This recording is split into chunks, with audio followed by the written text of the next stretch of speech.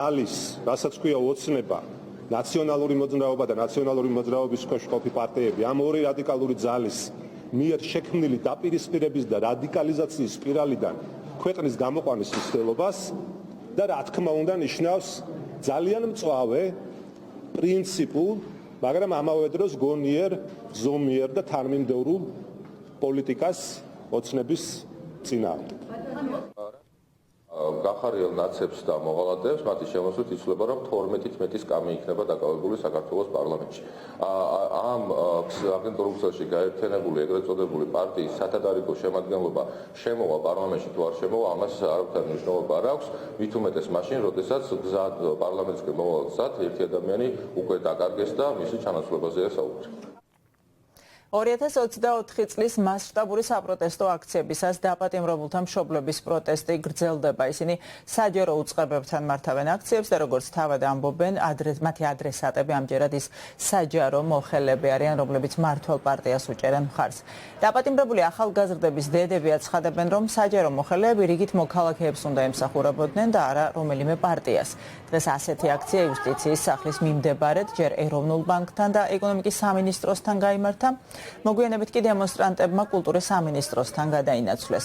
მსგავსი აქცია რამდენიმე დღის წინ თბილისის მერიასთანაც იყო. მაშინ ადგილზე შეკრებილებმა უწყების თანამშრომლებს სიტყვით მიმართეს და საჯარო მოხელის ფიცი დემონსტრაციულად წაიკითხეს.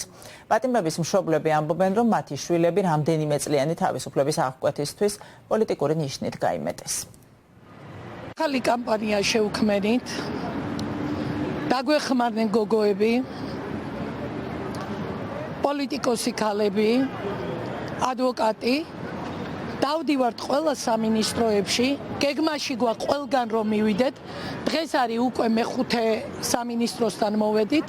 საჯარო მოხელეებს ფიცი აქვს დადებული ხალხს რომ ემსახურონ და ჩვენ მოვდივართ, ვედრებით არ მოვდივართ, თხოვნით მოვდივართ რომ გაითვალისწინოთ ეს თავიანთი ფიცი გვერდში დაგვიდგნენ დედებს, რომლებსაც ერთი წელი ქუჩაში ვაღამებ და ვატენებ.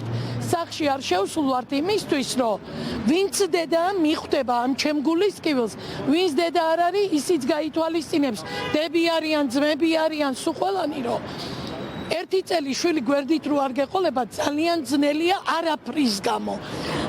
ჩვენ იცით ძალიან კარგად რომ ქონდა კამპანია გაზეთების, პატიმრის გაზეთების დარიგებისა და დავინახეთ რომ გამოიღო ამან შედეგი, იმიტომ რომ ეს გამოჩნდა 4-ში, როცა იყო უამრავი ადამიანი აქციაზე, იმიტომ რომ მოუწოდებდით და ეხლა გადავწყვიტეთ რომ ყველა საჯარო სამსახურთან მივიდეთ. რაღაც მეორე კვირა არის ეხლა რაც დავდივართ, წინა კვირას ვიყავით და აი ასე ჯერ მოვივლით დედაქალაქში ყველა საჯარო სამსახურს და მერე გავაგრძელებთ რაიონებში, ალბათ ჯერ დიდ ქალაქებში და მერე პატარა ქალაქებში დაც. სინდისის პატიმრების მშობლებთან და ოჯახის წევრებთან ერთად გრძელდება კამპანია საპროტესტო საჯარო უწყებებთან. ჩვენ მივმართავთ 310,000-ზე მეტ საჯარო მოხელებს, რომლებსაც აქვს დადებული საჯარო მოხელის ფიცი და ვახსენებთ მათ, რომ უნდა იყვნენ ხალხის და ქვეყნის სამსახურში, რომ მათ არ უნდა დახუჭონ თვალი ქვეყანაში მიმდინარე